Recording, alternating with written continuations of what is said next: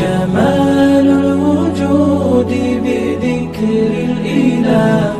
وتصفو الحياة بنور هدى، وتطلب نفس جمال الوجود بذكر الإله، وتصفو الحياة بنور هدى،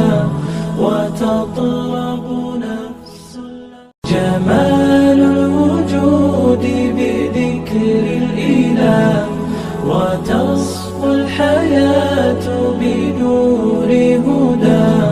وتطلب نفس جمال الوجود بذكر الإله، وتصفو الحياة بنور هدى، وتطلب